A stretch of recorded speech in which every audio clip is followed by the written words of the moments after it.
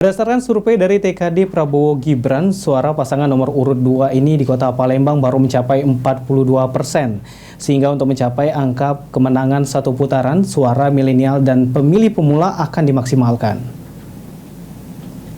Hamba-hambanya berikan sayang kepada sesamanya.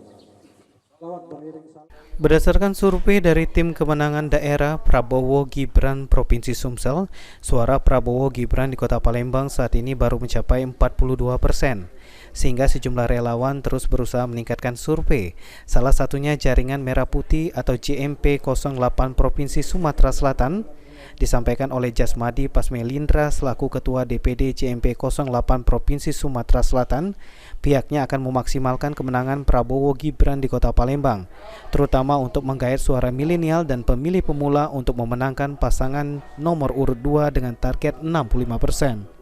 Khusus untuk milenial sudah kita juga bagi. Ada sebagian mereka juga bermain di segmen yang khusus Gen Z dan milenial. Palembang kan 42% Pak. Untuk apa pesan-pesan untuk TKD Palembang? Dimaksimalkan, kemudian sering konsolidasi, mengumpulkan masyarakat agar terhimpun, kemudian satu tujuan untuk memilih Pak Prabowo Gibran, memaksimalkan konsolidasi.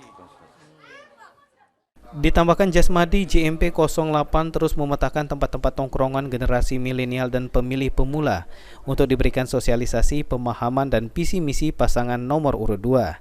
Eki Saputra, PAL TV.